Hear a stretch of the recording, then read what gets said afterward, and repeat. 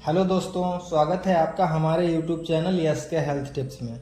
आज के वीडियो में हम बात करने वाले हैं कि अगर किसी पेशेंट को हम ड्रिप लगा रहे हैं या कोई आईवी फ्लूइड दे रहे हैं और पेशेंट को ठंड लगने लगती है और पेशेंट तेज़ी से कांपने लगता है, तो ऐसी कंडीशन में हमें क्या करना चाहिए और हमें कौन कौन सी मेडिसिन देनी चाहिए, इसके बारे में इस वीडियो में डिटेल से डिस्कस करेंगे। तो चलिए फ्रेंड्स, वीडियो शुरू करते हैं।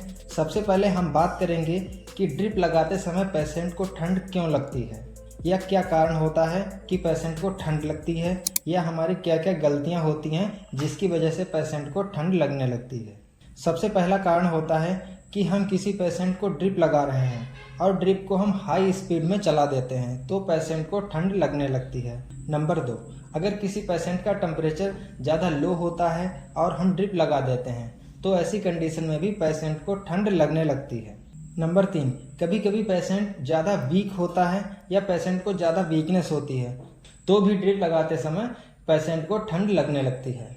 नंबर 4, हम किसी भी पेशेंट को आईवी फ्लूइड दे रहे हैं और उस पेशेंट को रिएक्शन होने लगता है तो ऐसी कंडीशन में भी पेशेंट को ठंड लगने लगती है। नंबर 5, यदि किसी पेशेंट को बहुत तेज बुखार होता है और हम उसे ड्रिप लगा देते हैं तो ऐसी कंडीशन में भी पेशेंट को ठंड लगने के चांस ज़्यादा रहते हैं। नंबर 6, जब हम किसी भी पेशेंट को आईवी फ्लूइड दे रहे हैं और उस आईवी फ्लूइड में हम ज़्यादा इंजेक्शंस मिला देते हैं तो उस कंडीशन में भी पेशेंट को ठंड लगने लगती है। अब बात करते हैं सिम्टम्स की कि पेशेंट को क्या क्या दिक्कत हो सकती है।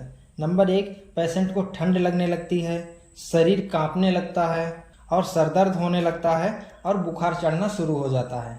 अब बात करते हैं ट्रीटमेंट की कि यदि किसी भी पेशेंट को हम ड्रिप लगा रहे हैं और पेशेंट को ठंड लगने लगती है तो हमें क्या करना चाहिए। नंबर 1, सबसे पहले हमें ड्रिप को बंद कर देना है और फिर पेशेंट का बीपी और टेम्परेचर दोनों चेक करना है कि कहीं पेशेंट को बुखार तो नहीं चढ़ रहा है, और अगर टेम्परेचर बढ़ रहा है तो हम पेशेंट को बुखार की टैबलेट वगैरह दे सकते हैं। नंबर 2, अगर पेशेंट को किसी भी दवा का रिएक्शन हो रहा है तो हम पेशेंट को एविल इंजेक्शन दे सकते हैं। नंबर 3, हमें पेशेंट का बीपी देखना है। अगर बीपी बढ़ा हुआ नहीं है तो हम एविल इंजेक्शन के साथ में डेक्सा इंजेक्शन भी लगा सकते हैं। नंबर 4, अगर किसी भी पेशेंट को ड्रिप लगाते समय ठंड लगने लगती है तो हम उसे हाइड्रोकोर्टिसोन सोडियम इंजेक्शन दे सकते हैं, जो मार्केट में प्रेमाकॉट 100 नाम से मिलता है। इसको आईवी यानी इंट्रावेनस दे सकते हैं।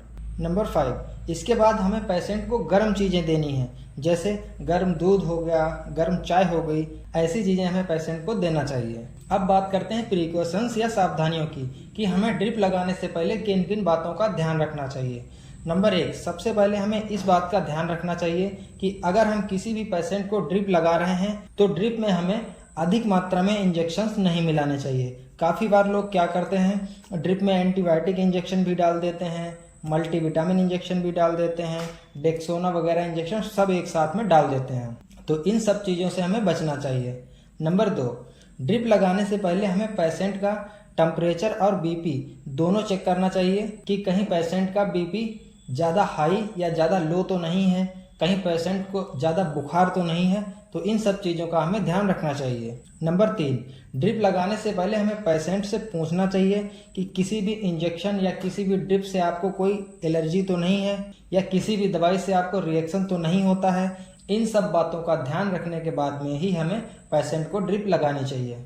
तो फ्रेंड्स, उम्मीद करते हैं आपको वीडियो अच्छा लगा होगा। यह वीडियो केवल एजुकेशन पर्पस के लिए बनाया गया है।